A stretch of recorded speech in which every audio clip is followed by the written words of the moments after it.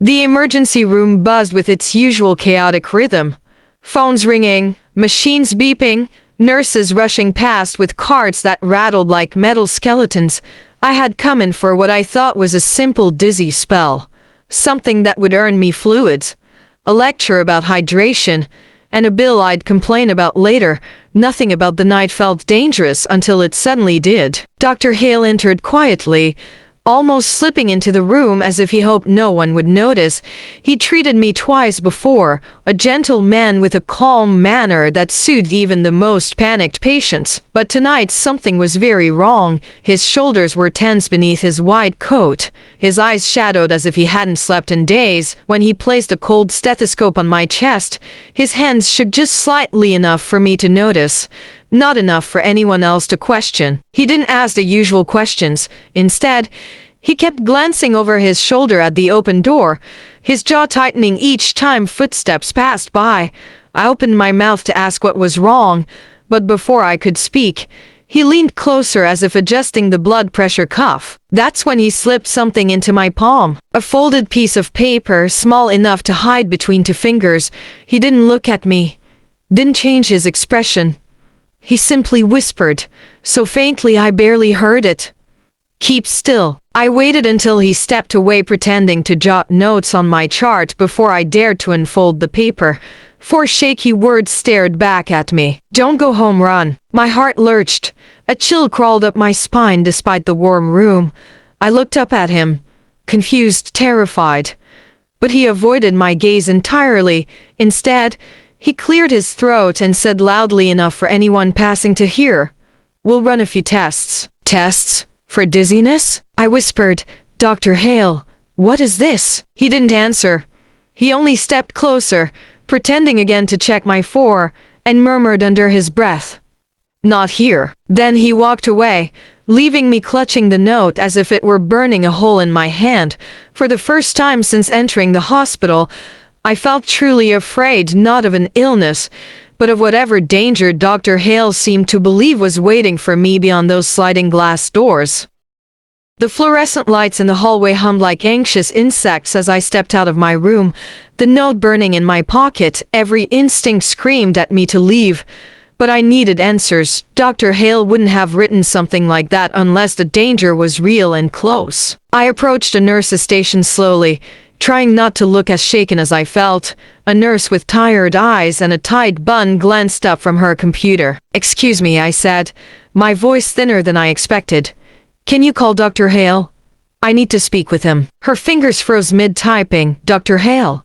she repeated, as if I'd asked for a ghost. "Yes, he was just in my room." She exchanged a quick, uneasy look with the nurse beside her. The second nurse frowned and tapped on her screen. "I'm sorry, but Dr. Hale clocked out an hour ago," she said carefully. "He's not in the building." I blinked. "That's impossible. He was literally in my room 5 minutes ago." They both shook their heads slowly, almost cautiously, as though afraid I'd break. The first nurse leaned in closer. "Sweetheart, Dr. Hale wasn't even scheduled tonight." A cold wave washed over me. Had I hallucinated everything? The note in my pocket said otherwise. "Look," I said, pulling it out with trembling fingers. "He gave me this." Both nurses leaned in and their faces changed instantly. Confusion twisted into alarm, then into something else, a look that said we should not be seeing this. The first nurse's throat bobbed as she swallowed. "We need to call security," she whispered to the other. "Wait, why? What's going on?" I demanded. Before either of them could answer, the overhead speakers crackled. A harsh tone sliced through the hallway, followed by a voice that was too steady to be calm. "Code Silver, all staff. Initiate lockdown procedures." My blood turned to ice. I didn't know what Code Silver meant, but the nurses did, and their reactions were immediate and terrifying. One slammed her laptop shut. The other rushed around the desk, grabbing my arm. "We need to get you out of here," she said urgently. "Now." The hallway erupted. Security doors hissed shut. Visitors were herded into rooms, and nurses sprinted in every direction with controlled panic. Somewhere down the hall, metal clanged like something heavy striking the floor. "Is there an intruder?" I whispered. The nurse didn't answer.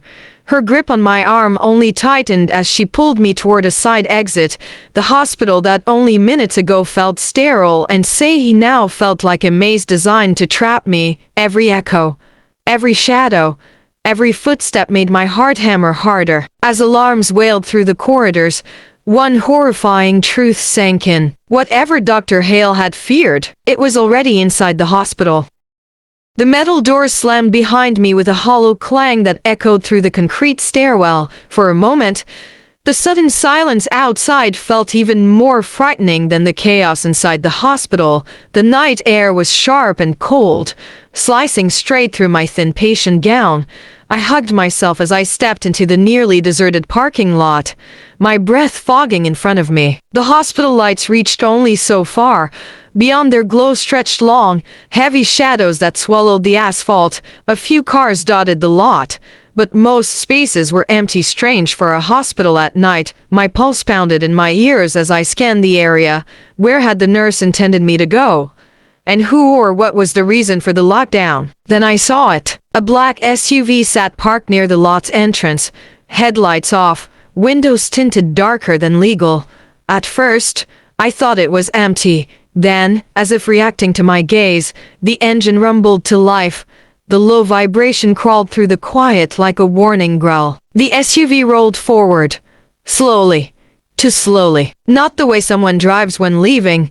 The way a predator moves when measuring the distance to its prey. My heart lurched into panic. Instinct told me to run back inside, but the stairwell door had already locked behind me automatically, the security lights turning red. I was trapped outside. I forced my legs into motion, stumbling across the asphalt toward my car on the far end of the lot. My keys jingled in my shaking hand. The SUV's tires crunched over gravel, gaining speed just slightly, just enough to keep pace with me. Come on, I muttered, my fingers slipping on the keys. I reached my car and jabbed the fob. The lights blinked once, an absurdly cheerful chirp breaking the tension. I grabbed the handle. Don't get in. The whisper came from the shadows to my left. I froze. A figure stepped out from behind a dumpster, limping, breath ragged. The faint glow from a street lamp revealed Dr. Hale, coat torn, hair disheveled, a thin line of blood trickling from his temple. Dr. Hale, I whispered, barely believing he was real. He held a finger to his lips. They're watching your house, he rasped. They think you're the whistleblower, the one who disappeared. My stomach dropped. The SUV idled only a dozen yards away now, engine humming like a threat coiled under the hood. I don't understand, I began. You don't need to understand yet, he cut in, eyes darting toward the SUV. You need to live long enough to hear the truth. His voice trembled not with weakness, but urgency. Trust me, he said, for tonight. Don't go home, and don't get in that car. The SUV's headlights snapped on, flooding us with blinding white light. Dr. Hale grabbed my wrist. Run. And this time, I didn't hesitate. Dr. Hale led me through narrow, rain-slicked alleys to a small, run-down clinic that looked abandoned from the outside. The flickering neon sign buzzed weakly above the door, and the scent of damp and mildew hit me immediately. He moved quickly, glancing over his shoulder as if shadows were following us. I struggled to keep up, my chest tight with fear and confusion. Once inside, he locked the door behind us. The room was dimly lit, cluttered with dusty cabinets, old medical equipment, and stacks of files that leaned like skyscrapers on the edge of collapse. Dr. Hale walked to a reception desk, sliding open a hidden drawer I hadn't noticed before. He pulled out a stack of patient files stamped confidential in bold red letters. He tossed them on a table, and the papers scattered like fallen leaves. You were never supposed to get tonight's appointment, he said, his voice low and urgent. Someone switched your record with a whistleblower patient, a man who exposed an illegal clinical trial. He disappeared yesterday. I stared at him, unable to breathe. He opened one of the files and handed it to me.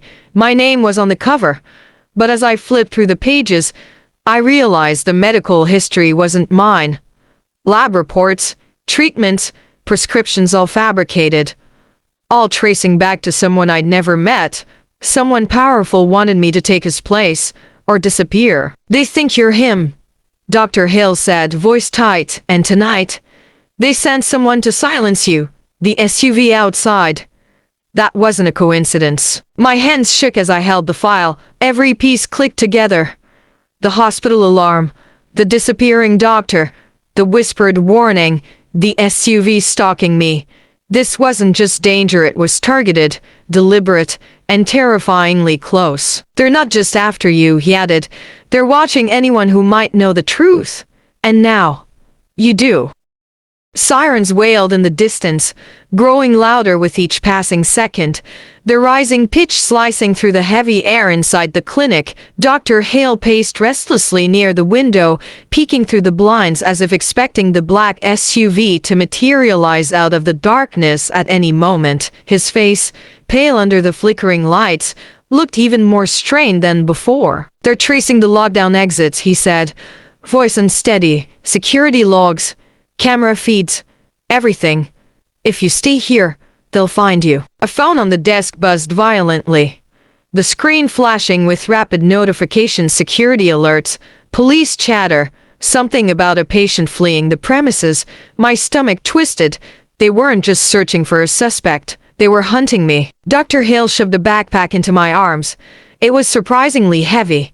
Inside, I found a wad of cash, a prepaid phone, a burner ID, and a map with several routes highlighted in red. The preparation behind it all made my skin crawl. You planned this?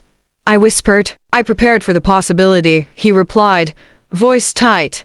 After the whistleblower vanished, I knew they would target the next closest file. They think you know something you don't, and that makes you dangerous to them. The clinic lights flickered again once, twice, and then steadied. Dr. Hale tensed. Outside, faint footsteps crunched across the gravel, slow, measured, coming closer. He grabbed my shoulders. Listen to me, he whispered urgently. You cannot go back home. Not tonight. Not for a while. Take the side alley. Head toward the old bus station. And don't look back. I'll buy you time. No, come with me, I begged. His eyes softened with something like regret. They're not after me. A shadow passed by the frosted glass window of the door. His voice dropped to a breath. Run. He pushed open the back exit, and cold night air rushed in. Without another second to think, I sprinted into the darkness, the backpack thudding against my spine, leaving behind the only person who had tried to save me and stepping into a future where nothing, not even my own identity, was safe anymore.